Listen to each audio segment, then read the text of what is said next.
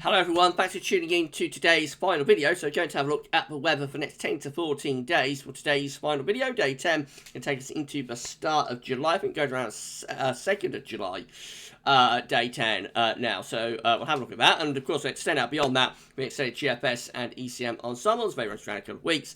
And we'll have a look at CFS V2 at the end of the video for the next 4 weeks, which takes us into the second half of July. Hope you're having a lovely Tuesday. Just to say what's happening, or what's been happening on the channel today. So we start off with our 7 AM forecast. We released the ECM to 30-day look ahead, and also a verification of the spring forecast. So see what happened in the spring against what we predicted to happen, and yeah, have a look at that if you would like to do so. Please like, share, subscribe on all of the videos. Thank you so much, everyone, for doing that. And as I say, I hope you're having a lovely Tuesday. Right, okay, let's turn off the webcam. Then we're going to start off by having a look at what's going on in the tropical Atlantic. So we've got a disturbance area just here, this yellow X in the far south of the tropical Atlantic. It's disturbance 1 with a 30% chance of cyclone formation in the next 48 hours. They're saying a tropical wave. This is from National Hurricane Center, of course. A tropical wave located around 650 miles east-southeast of the Windward Islands is producing disorganized showers and a few thunderstorms. Some additional development of this disturbance will be possible during the next couple of days before upper-level winds become less conducive for further organization by Thursday. The system is expected to move westward to northwestwards at 15 to 20 miles per hour. A 30% chance of cyclone formation in the next 2 days and a 30% chance in the next 5 days. Don't think we've got too much to worry about with that, but obviously any disturbance area needs to be kept an eye on. And again, very early days to be getting disturbance areas in any case. So, you know, we've been talking about this in videos once more, just an indication that things are already relatively lively. We have not had any in the tropics and you know, in the Gulf of Mexico and so on. Have not yet had any hurricanes, but we have had 2 or 3 tropical storms and disturbance areas. So we'll keep an eye on that, of course, over the coming days, weeks and months. Right, GFS upper air temperature and precipitation ensembles. Looking like this one at Liverpool today. So red line, 30-year upper air temperature average for Liverpool. We're starting off below average at the moment. It's still relatively good. It's very chilly last night. Temperatures almost got down to ground frost levels, I think, in the Scottish Glens. Going to be another pretty cool night tonight for England and Wales. Not as cold for Scotland. But after, like, tonight's out of the way, we will find the temperatures on an upward trend, both upper and surface. So we go into the second half of this week and into the weekend, and we will find the temperature, upper air temperature and surface temperatures going rather above average. And then beyond that, just generally hovering around or slightly above average, relatively warm conditions, probably taking us through the rest of June and into early July. Precipitation-wise, quite a bit of dry weather in the next day or so, but we'll gradually start to turn more unsettled, especially as we get into the weekend. It actually looks quite wet over the weekend. Next week, probably a drier interlude for a while, and then maybe towards the second week of July it begins to turn a little bit more unsettled. Bear in mind, these ensemble grass do tend to overplay. Precipitation spikes a little bit, so I wouldn't worry about this period here. Does look as though things over weekend could be, or at the end of the weekend, over weekend, could be a little bit more unsettled. Temperature anomalies from the 22nd to 30th of June, around average, a little bit above average for Scotland, near normal to a little bit below for England, Wales and for Ireland. We're not talking about a big deviation either way anywhere. And precipitation anomalies from the 22nd to the 30th of June.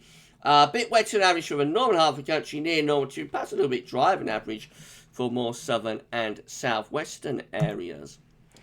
Latest wind flow map from earthnullschool.net shows that we are still pulling in east-northeasterlies into the south and the east of the country, so that's why it's a little bit cooler, southern east areas. But northwest is a little bit warmer, though, with winds beginning to go southwest. And these warmer southwesterlies will sort of envelop the country over the coming few days.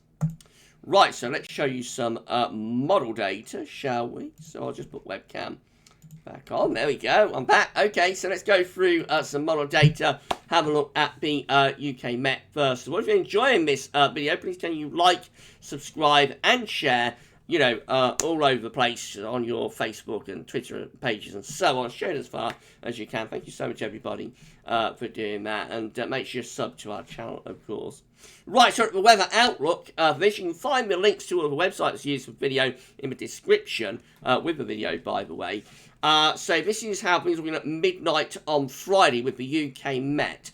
So we've got a trough of low pressure beginning to push in from the north on Friday and a ridge of high pressure pulling out into the Atlantic. This trough of low pressure will start to bring showers along as spells of rain into the northern half of the country from Thursday to Friday. By Saturday, midnight Saturday, that trough of low pressure is moving down across England and Wales, taking the risk of showers and longer spells of rain further and further southwards. So we do have quite an unsettled end to the week, I think, with showers and longer spells of rain. Probably a drop in temperature as well. As this trough drops southwards, it will lower the temperature, will bring cooler air in from the north. By midnight on Sunday, the trough of low pressure is over the south of the country down into France. Could bring further showers, if not some longer spells of rain. The focus for that could be on the south, actually. Ridge of high pressure building into Scotland, turning things a little bit drier through there. And into the upper part of next week, even then, we've still got this trough hovering around, messing around across England and Wales, probably bringing further showers or longer spells of rain to the southern half of the country. The driest weather with this is in the north, as that's where we've got this ridge of high pressure. As we get to a week out, which is, as far as we get to with the UK Met, gets us to midnight on Tuesday, the 2nd of June. We find that low pressure then beginning to drift away to the south and the east. Signs of heights rising from the west, and that probably sets us up then for higher pressure as we move through the rest of next week and into the early part of July, the start of July. Right, so that's how the UK Met is looking today. Let's have a look at the GFS midnight run then. So here we go again, midnight on Friday. Trough of low pressure begin to push into the north. That trough then develops a little bit further as we go through the end of week and into weekend. So there's a shallow trough sitting over the country here into the weekend, bringing showers, if not some longer spells of rain. You see, that's midnight on Monday, where we have got this trough sitting through the country. That actually develops a little bit more as it begins to push away to our east, and we get this ridge of high pressure building in from the southwest. So it looks showery. This is like a showery scenario from the end of the week into weekend to the beginning of next week. There will be showers, possibly longer spells of rain, depends on how much this trough develops, but certainly like showery over the weekend. Moving into the sort of middle part of next week, the midnight GFS run still brings in these areas of low pressure from the west. So again, it remains a little bit mixed up to date with the midnight GFS run. No particularly strong build of pressure up to day 10, you have to say. And into more extended range, actually the midnight GFS does look quite showery with low pressure still pretty close to the country, actually. So quite cool and quite mixed.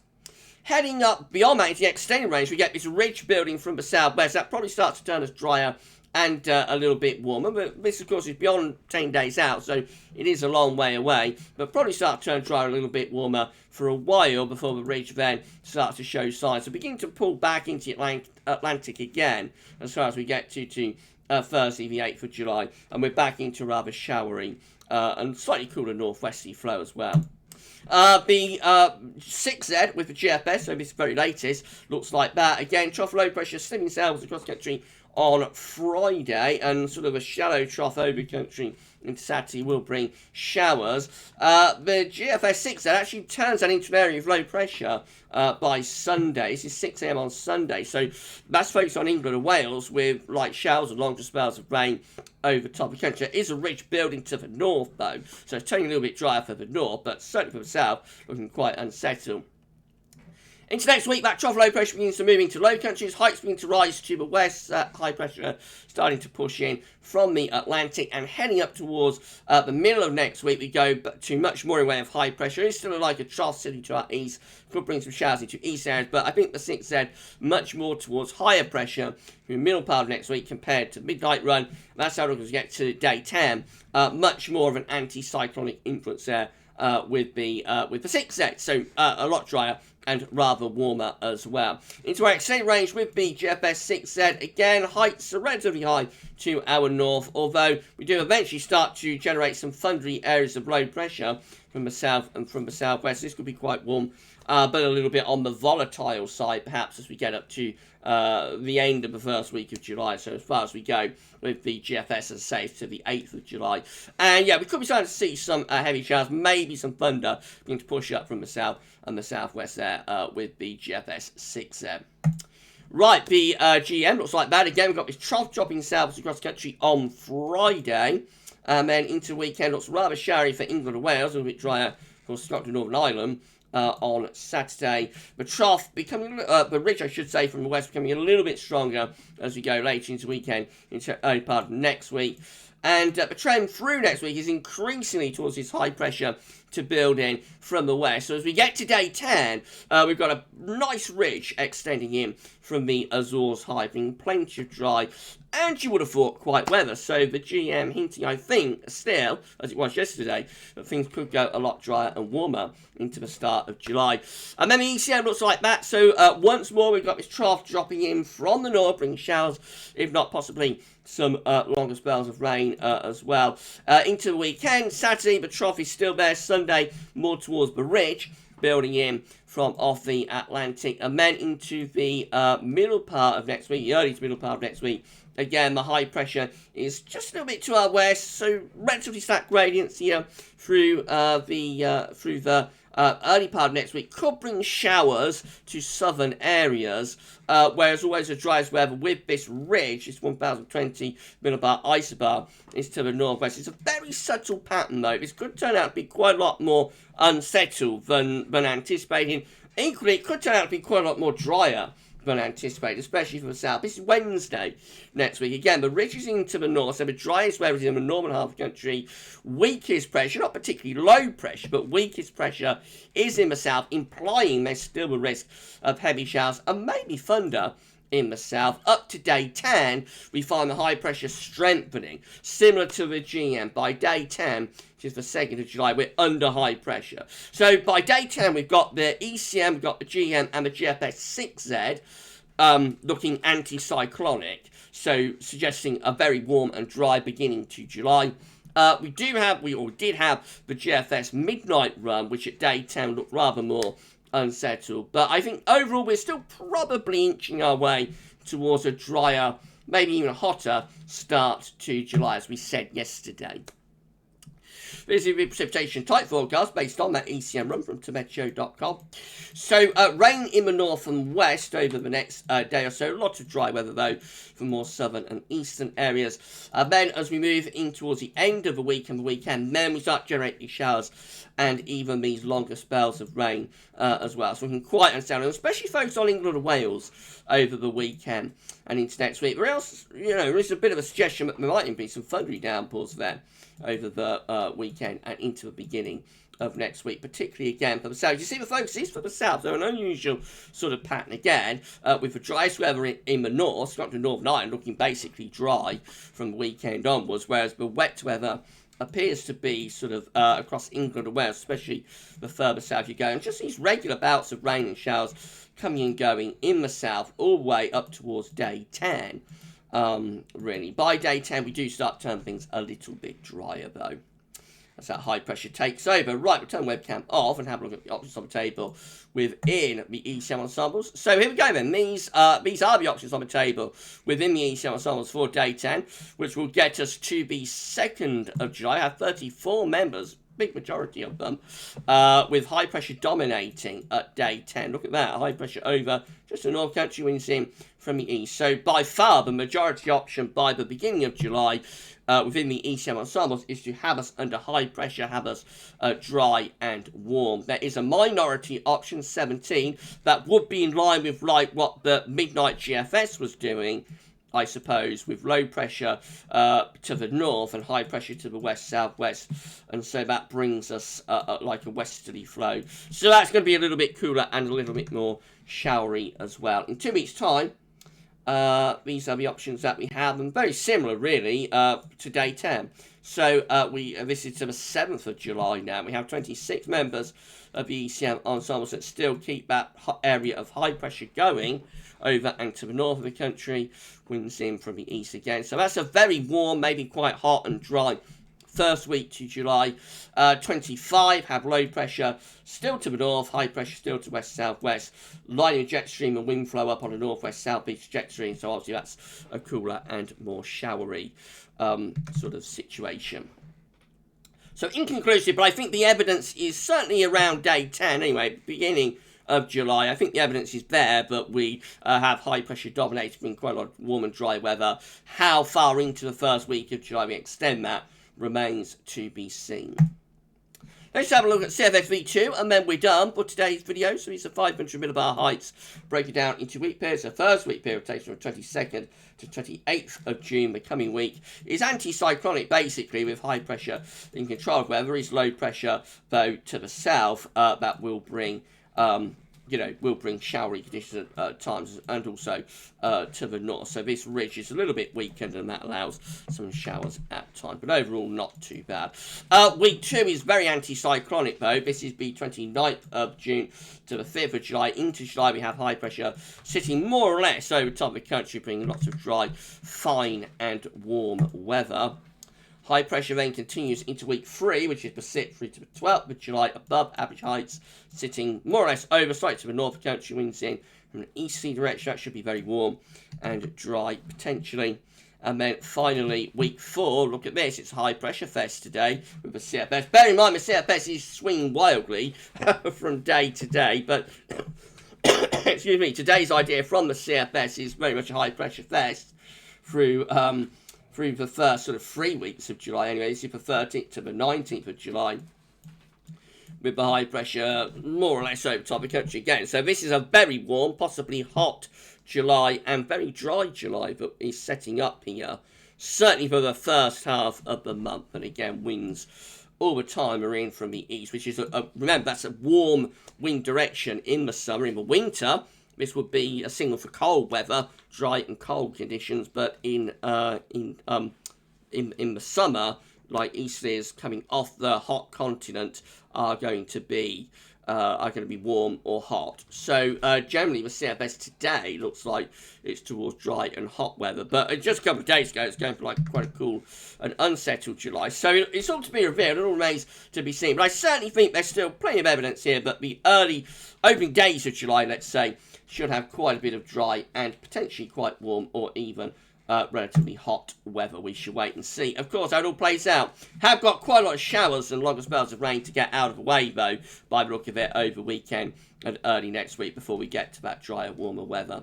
Right, if you enjoyed the video, then please can you smash the like button. Make sure to subscribe to our channel. Thank you so much, everybody, for doing this. We hit 11.3k subscribers yesterday, so the next target is 11.4k. Thank you so much, everybody, for subscribing. Tell friends, family, everybody else to subscribe.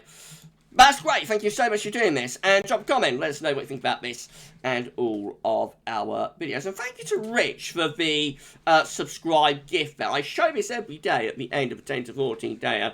And I very rarely mention that Rich, my good friend Richard Shaw, created that gift. You know, it's helped give us so many subscribers since Rich did that. I think it was around this time last year that Rich created that, and yeah, you know, absolutely fantastic. So thank you so much to Rich for the subscribe gift, and thank you to all of you for subscribing, liking, sharing, commenting, and however you get involved with GavsWeatherVids. Just thanks to all of you. Right, okay, so that's it then for today's video. So we're looking at like showery, I think, for like the rest of June. Really, so over weekend into next week, showery conditions, and particularly again focus on the south, and then we go off into July, and we might start to build up pressure, high pressure, and turn things drier, possibly warmer, maybe hotter through the early part of July. The question is, how long does that go on for? Right, so tomorrow we're going to have a USA forecast, which is Wednesday, of course. Got a USA forecast on a Wednesday. We'll have a 10 to 14 day as well. I think we'll have a look at the JMA seasonal model as well tomorrow. looking at next 3 months with the Japanese Mitsubishi agency model. So that could be an interesting watch, hopefully. And of course, that will be ahead of the first autumn 2021 season model roundup that will be coming up on Saturday. You enjoy the rest of your Tuesday, and for today's videos, that's all for now, and thanks for watching.